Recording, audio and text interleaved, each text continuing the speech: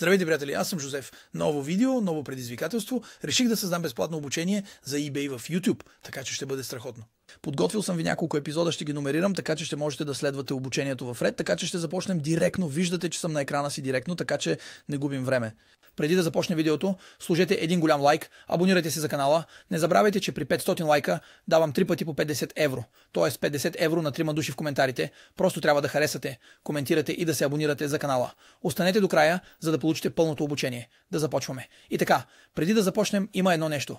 Ако искате да имате писмена подкрепа, създадох електронна книга в eBay, която се нарича продаване в eBay безплатно. Отидете да я закупите. Трябва да въведете име и имейл. Кликнете върху оранжевия бутон и ще я получите директно на вашия имейл.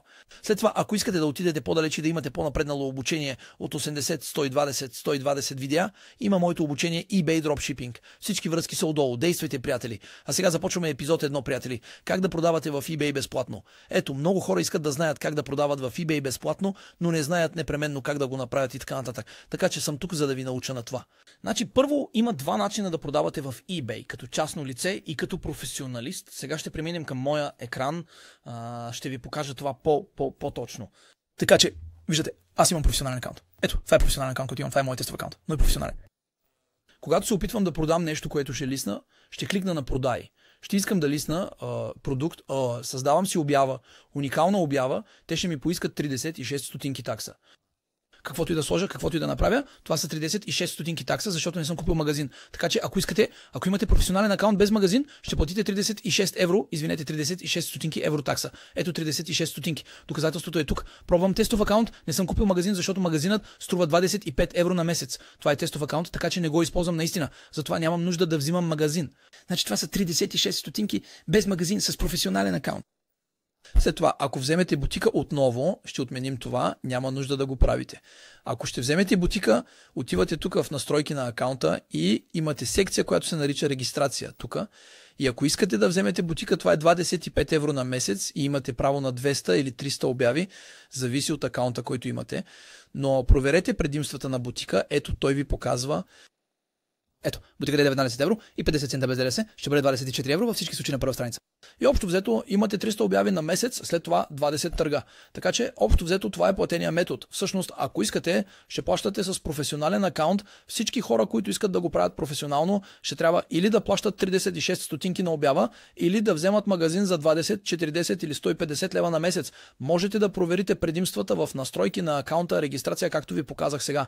След това и хората, които искат да продават безплатно, които не искат да платят и стотинка, които искат да продават в eBay, да генерират продажби и да печелят пари онлайн в eBay без да плащат нищо, напълно безплатно, трябва специален акаунт. Така че, когато се регистрирате в eBay при създаването, създавате специален или личен акаунт и можете автоматично да започнете да... Добре, няма да ви казвам как да продавате директно, опитайте се да спечелите оценки, ще говорим за това в следващ епизод, но когато започвате, за да не се провалите в eBay, трябва да имате оценки, т.е. звездите тук, като купувате и продавате предмети с ниска стойност. Ще видим това в бъдещ епизод. След това направете малко туризъм, разходете се из eBay, не продавайте директно с акаунт с нулева оценка, защото може да бъдете блокирани. Така че спечелете оценки, започнете и когато сте готови, ще видите, че когато отидете на вашето табло за управление, за да получите това табло за управление на продавача, трябва да отидете в помощ и да напишете тук Upvender, ето Upvender, въведете и го имате тук, кликнете върху синия бутон и го активирайте. Аз вече не активирам, затова ето. Нямам нужда да валидирам, но вие трябва да валидирате. Това е тестов акаунт. Не гледайте числата, не са важни. Сега, когато сте на таблото тук, винаги има секция за промоционални оферти. Виждате тук, ето това е ключът. Промоционални оферти. И когато съм в Pro, аз където нямам магазин, където съм в Pro, не ми дава нищо.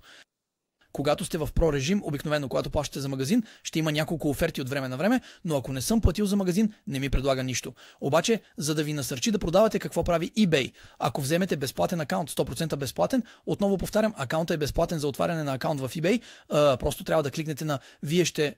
Тук няма да се изключвам, но вие отивате на eBayfair или .com.uk, каквото искате, натискате създаване на акаунт, това е безплатно, няма да ви искат пари. И след това трябва да изборите, веднъж след като акаунтът е отворен, избирате личен. И ще видите, че ще има промоционални оферти.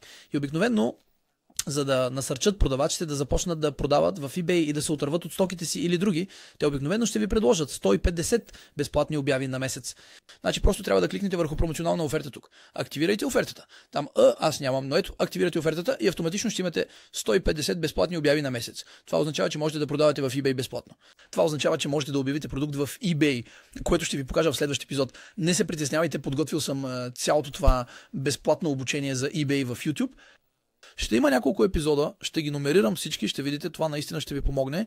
И така, когато сте създали личния си акаунт в eBay, отивате в таблото за управление на продавача, тук Up Vendor, и отивате в промоционални оферти и автоматично избирате офертата, която ще видите, ще пише 150 безплатни оферти. Ето, аз нямам това, защото е професионален акаунт, но вие ще го имате на личен акаунт, защото е личен акаунт. И можете да продавате в eBay безплатно, да листвате продукти безплатно и след това можете да генерирате продажби без да извадите и стотинка от джоба си предварително. След това просто трябва да изпратите продуктите на клиента, независимо дали е чрез дропшипинг или от наличност.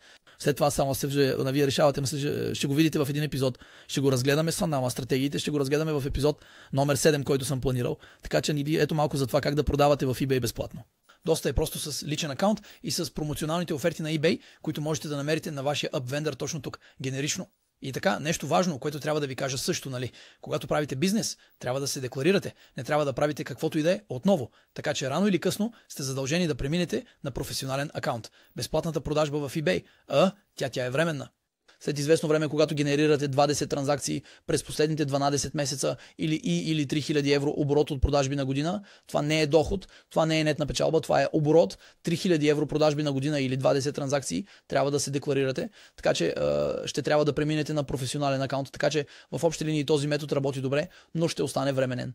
Това означава, че рано или късно, когато започнете да правите добри продажби и ще имате успех, eBay ще ви поиска документи, ще ви попитат дали сте професионалист, така че ще трябва да се декларирате и да конвертирате акаунта си в професионален. Ето, това е много важно. Значи, хората, които искат да започнат безплатно в eBay, това е възможно с личен акаунт и промоционални оферти. Обаче трябва да знаете едно нещо, че рано или късно ще трябва да се декларирате. Ако надхвърлите 20 транзакции от 3000 евро, ще трябва да се декларирате и да преминете на професионален акаунт. Това е метод, който работи, но е само временно. Но ето, отново го повтарям, eBay е страхотно, нали? Не го казвам достатъчно често. Това е невероятно, защото всъщност те имат известността, те имат милионите посетители. Не е нужно да тичате след клиентите, те са тези, които ви водят клиентите, така че просто трябва да поставите вашите продукти на тази прекрасна платформа и клиентите ще купуват вашите продукти директно. Значи, това е което е страхотно. Значи, виждате всички продукти, които са там, хората не са платили за да ги сложат, това е безплатно или имате магазин за 25 евро на месец, но след това можете да го направите рентабилен 1000 пъти. Вола. И така, предимствата на платформите като eBay са, че можете да продавате и да достигате до 1000 хора, без да харчите пари за маркетинг и хората идват при вас, а не вие при тях. Това е първият епизод от безплатното обучение за eBay. Ще направя това, ще споделя екрана на всички епизоди, ще го държа доста кратко, доста сбито. Така че не забравяйте, ако искате хартиената версия на видеото, можете да получите електронната книга Продажба в eBay безплатно. Тя е безплатна, това е първият линк в описанието. И ако искате да преминете на следващото ниво, имате обучението eBay Dropshipping, което е страхотно. Там много стойност в YouTube, но в това обучение ви гарантирам, че има повече от 120 видеа или повече от 100 видеа. Това е невероятно. Има много Google файлове, документи също за хората, които искат да следват. Така че, ако имате въпроси, моят имейл е горе вдясно и отговарям на всички коментари в YouTube. Ето, благодаря ви, приятели. Не забравяйте да харесвате, абонирайте се за канала и не забравяйте, че при 500 харесвания давам 50 евро на 3 души в коментарите. Така че, знаете, харесвайте, коментирайте, абонирайте се за канала и останете на линия за епизод номер 2 от това безплатно обучение за eBay. Да вървим!